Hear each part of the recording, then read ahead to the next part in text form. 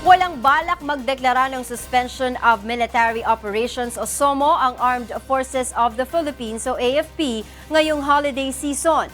Ayon sa AFP, ito ay dahil hindi umano sincero ang Communist Party of the Philippines New People's Army sa kanilang pagdedeklara ng ceasefire o tigil putukan. Ito ang balita ni Lea Ilaga. Hindi irerekomenda ng Armed Forces of the Philippines o AFP na magdeklara ng Suspension of Military Operations o SOMO ngayong holiday season. Ayon kay AFP spokesperson Brigadier General Edgar Verallo, kahit nagdeklara ng unilateral ceasefire ang Communist Party of the Philippines New People's Army o CPP-NPA, batay sa karanasan nila, hindi naman sila naging sincero dito. We see that in the past they have not been sincere with any suspension of military operations. They continue with their terroristic and criminal activities, extortion, harassments. Ayon kay Arevalo, sinasamantala lamang ng NPA ang ceasefire para magpalakas ng puwersa. Experience showed us na it's not worth it. And ikalawa, yung sinasabi natin, magse-celebrate sila ng 50th anniversary this year. So we do not want to give them that leeway. Nauna nang ipinahayag ni DND Secretary Delphine Lorenzana na hindi nila irerekomenda sa Pangulo na magdeklara ng ceasefire. Ganito rin ang pahayag ng Department of the Interior and Local Government o DILG. Kaugnay nito, tiniyak ni Arevalo na nakaalerto ang mga sundalo sa mga kanayunan upang pigilan ang posibleng panggugulo ng komunistang grupo. Heightened pa rin ang ating preparation ng ating armed forces the way we do, especially alam natin na meron silang ganitong activities. Ito ang unang pagkakataon na hindi magdedeklara ng tigil putukan ng pamahalaan sa NPA ngayong holiday season. Sakaling sang-ayunan ng Pangulo ang rekomendasyon na no ceasefire ng AFP at DND. Lea Ilagan, UNTV, News and Rescue, Campo Aguinaldo. Arestado ang 5 nagtutulak na iligal na droga sa magkahiwalay na buy-bus operation ng Philippine National Police sa Metro Manila kagabi. Ito ang balita ni Jerry Galicia.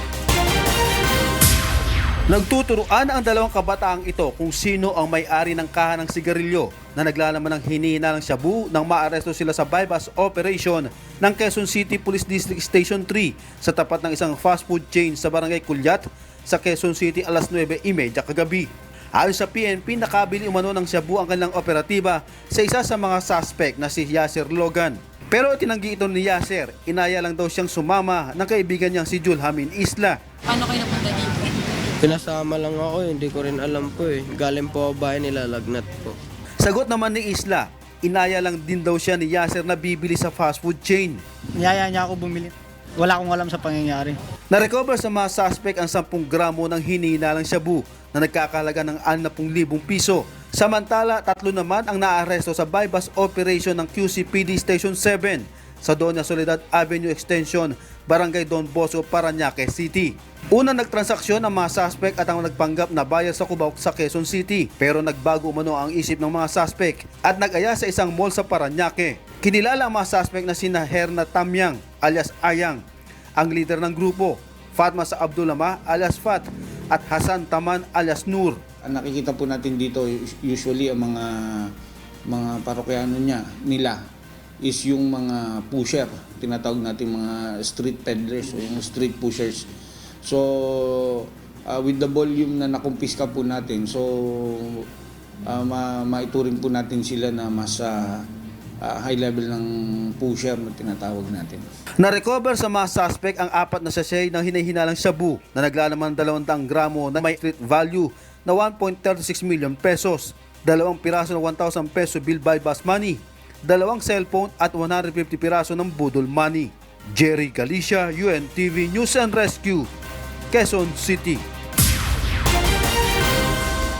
13 individual ang pinagkalooban na aabot sa mahigit 3 milyong pisong kabuuang pabuya ng Philippine Drug Enforcement Agency o PDEA sa ilalim ng Operation Private Eye. Ang mga impormasyon na ibinibigay ng mga ito sa PDEA ay nagisusi kaya matagumpay na naisagawa ng ahensya ang 19 na anti-illegal drugs operation. Nakuha ng impormanteng si alias Efren Ang pinakamalaking parte ng pabuya naaabot sa halos 1 milyong piso dahil sa pagbibigay ng impormasyon para maisagawa ng PDEA ang 2 buy-bus operation sa Makati at Muntinlupa noong Marso kung saan nasabat ang mahigit 16 na kilo ng shabu. Ang Operation Private Eye ay isang citizen-based information gathering program na humihimok sa aktibong partisipasyon ng mamamayan sa pagsugpo sa paglaganap ng ipinagbabawal na gamot. Samantala, 6 na operating unit naman ng PDEA ang nakatanggap ng mahigit 2 milyong pisong pabuya dahil sa kanilang matagumpay na anti-illegal drugs operation.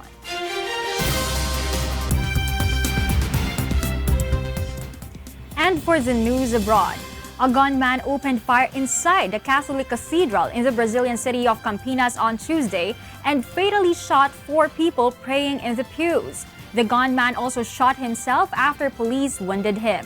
Police identified the shooter as Euler Fernando Gandolfo, a system analyst with no criminal record. Gandolfo entered the cathedral and sat down among mainly elderly worshippers. 4 people were shot dead and 4 others were wounded in the incident. France raised its security threat level and strengthened border controls following a shooting at the Strasbourg market. French Interior Minister Christopher Castaner said 3 people were killed in the shooting and the attack also left 12 people injured. The motive was not immediately clear, but the counter-terrorism prosecutor opened an investigation. Castaner said the gunman was known to security services and the local prefecture said he was on an intelligence services watch list. People in the city's Neudorf area and Etoile Park were told to stay where they were as officers hunted the shooter on the ground and from the air. Protesters break into and set fire an electoral court in Bolivia. And in Mexico, migrants marched to the U.S. consulate to appeal for speedier asylum process. Details in this report. A student march to protest President Evo Morales' move to run for a 4th term in office turned violent when a number of protesters broke into the Santa Cruz Department Electoral Court and set fire to the building. Protests have flared across Bolivia after Morales was given the green light to run for presidency again, which came after Morales' Movement to Socialism party asked the courts to rescind legal limits barring elected authorities from seeking re-election indefinitely. In 2016, a referendum was held where 51% of voters rejected Morales' proposal to end term limits. Morales, a former coca farmer in power since 2006, had previously accepted the results of a referendum in 2016, but he later reversed course, saying that while he was willing to leave office, his supporters were pushing for him to stay. Some 100 migrants marched to the U.S. consulate in Tijuana to deliver a petition to request a speedier asylum process. Migrants marched along a highway carrying signs and flags from their native Central American countries and stopped outside the consulate guarded by Mexican police in riot gear. Meanwhile, Mexico's National Migration Institute outlined a new cross-government approach to handle migrant caravans making their way from Central America through Mexico. The institute's commissioner noted that the government expects more migrants to apply for residency in Mexico. A Canadian court granted bail to a top executive of Huawei Technologies while she awaits a hearing for extradition to the United States, a move that could help placate Chinese officials angered by her arrest. Meng Wanzhou, Huawei's chief financial officer and the daughter of its founder, faces U.S. accusations that she misled multinational banks about Iran-linked transactions, putting the banks at risk of violating U.S. sanctions. Justice William Irk granted bail to Meng, subject to a guarantee of 10 million Canadian dollars and other conditions. China had threatened severe consequences unless Canada released Meng immediately. Reuters editor-in-chief Stephen Adler called upon Myanmar to release 2 Reuters journalists on the anniversary of their arrests.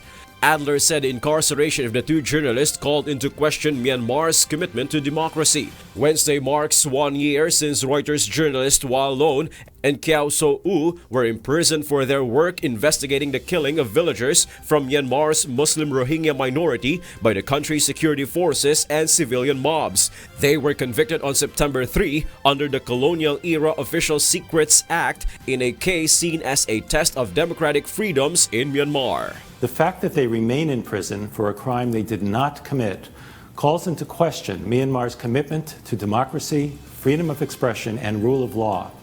Every day they continue to be behind bars is a missed opportunity for Myanmar to stand up for justice. And those are the stories from around the globe. Good afternoon. Ilang mamamahayag sa iba't ibang panig ng mundo ang tampok na Person of the Year ng Time Magazine. Kabilang dito ang Rappler Chief Executive Officer na si Maria Ressa. Ito ang balita ni Mirasol Labugadi. The Guardians and the War on Truth. Ganito inilarawan ng Time Magazine ang tema ng kanilang pagpili sa mga mamamahayag na kanilang itinampok sa 2018 Person of the Year. It's a group of journalists who, simply by doing their jobs, are standing up for some of the most essential values on which we all depend. Facts, the pursuit of truth, and the fight against misinformation. Kabilang dito ang Reuters journalists na sina Wallon at Kiao So-u na nakulong sa Myanmar dahil sa umano'y paglabag sa State Secrets Act. Makikita sa isang bersyon ng Time cover ang asawa ng dalawa, hawak ang kanilang larawan. Tampok din bilang Time Person of the Year si Jamal Khashoggi, ang writer at kilalang kritiko ni Crown Prince Mohammed bin Salman na de facto ruler ng Saudi Arabia. Napas lang ito 2 buwan na ang nakakaraan sa Saudi Arabian Consulate sa Turkey. Kasama rin sa mga binigyan ng pagkilala ang founder at chief executive officer ng Rappler News Agency na si Maria Ressa, na kilalang kritiko ng Duterte administration. As we took stock of everybody, we felt that these were the strongest examples of people who had made, in some cases, the ultimate sacrifice in pursuit of the truth. Kasama rin sa pagkilala ang staff ng Capital Gazette newspaper sa Annapolis, Maryland, kung saan isang gunman ang umatake at nakapatay ng 5 tao. Ang Time Person of the Year ay isang taunang distinction na layong bigyan ng pagkilala ang mga personalidad o grupo na nagkaroon ng impluwensya sa mga pangyayari sa mundo sa taon na iyon. Kabilang na sa mga nabigyan ng ganitong parangal sina US civil rights activist Martin Luther King Jr., Queen Elizabeth II at iba pa. Ito ang unang pagkakataon sa kasaysayan ng 95-year-old American Weekly News magazine na itinampok nito ang mga personalidad na mula sa kapareho nitong propesyon. Mirasol Abugadil, UNTV, News and Rescue, Philippines.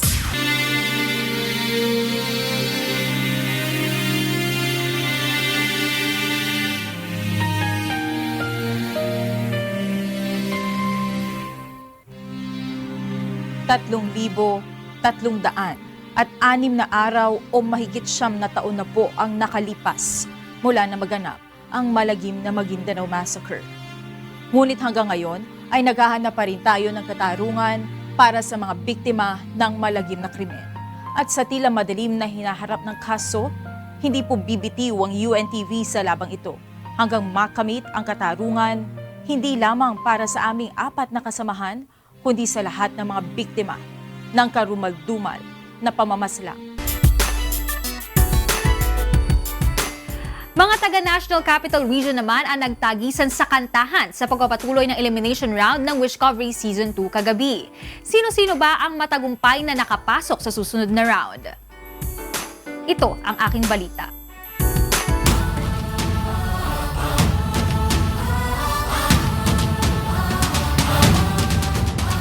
Aminadong nahirapan sa pagpili ng maaalis at mananatiling Wishcoveries si composer Wishcoverer Junji Marcelo sa elimination round ng Wishcovery Season 2 The Singer and the Song kagabi. Bawat isa aniya sa 3 Wishcoveries sa grupong ito ay potential hitmaker. Isa na rito ang young biritera na si Alia Cadelinia. Wag lang ang aking mahal, ikaw mamatay ng puso ko. You have something that a lot of people don't have. You have that spark in you na continuous. Marami kasi spark lang. So, therefore, it's not a spark. It's a continuous fire. Naihalin tulad naman ni Junji sa Canadian singer na si Michael Bublé ang estilo ni Mark Vincent Adele. Ito na tayo magkayakap sa dilim. Okay, sarap ng mga nakaw na sandali. Yung shifting from the low to the head tone, hindi talaga madaling gawin yun. Pero buti na lang, yung tone mo works dun sa genre na pinili mo. And I'm glad you did that. Samantala, unique din para kay Junji ang boses ni Wishcovery Micael Lapuzon. Kung ang lahat ay may katapusan, itong paglalakbay ay... It takes a special kind of song para maramdaman. And you chose the right song. Paglisan is one fantastic song. Hindi pinalad na makakuha ng slot sa next round si Micaela, ngunit naniniwala si Junji na may mararating ito. Isang araw na puno ng kaba pero sobrang punong-puno ng blessing yung binigay ng Wishcovery. Thank you po. Pagkatapos ng Camp Rani at Junji, Wishcoveries naman ng Visayas sa grupo ni Top Suzara ang maririnig natin mamayang alas 9:30 ng gabi sa Wish 107.5 YouTube channel. Leslie Longboan, UNTV News and Rescue, Philippines. Sa December 17 na ang coronation night ng Miss Universe 2018. Ibinahagi naman ni Miss Universe Philippines 2018 Catriona Gray ang kanyang edge sa ibang mga kandidata. Ito ang balita ni Cass Dumaraos. Ilang araw na lamang bago ang pinakaabangang coronation night ng Miss Universe 2018. Pressured man pero nananatiling confident at positive ang pambato ng bansa na si Catriona Gray sa magiging resulta ng kanyang laban. Sa dami ng naggagandahang kandidata, naniniwala si Catriona na magniningning ang husay ng isang Pilipina sa buong mundo. Sa panayam ng UNTV News and Rescue kay Catriona, ibinahagi nito ang kanyang edge sa kanyang mga kalaban. My creativity and my authenticity, they go hand in hand. I really am passionate about what I do, whether it be in my advocacy work or just in representing my country. I try and go above what's expected of me. I am not just the girl that will be like, oh, okay, you're requiring this, I'll just give this and I'm fine. I say, no, how can I go above that? How can I go above that standard? Handa si Catriona sa bawat hamon ng kanyang laban.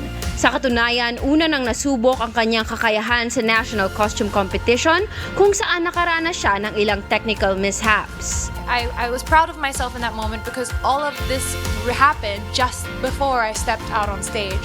My lights aren't working, I can feel that I'm going to have difficulty pulling this, or I can take inspiration by what is on my body from the Filipino people and just go out there and give my everything. And that's what I did. Ayon kay Catriona, humuhugot siya ng lakas at inspirasyon sa kanyang mga kapwa Pilipino.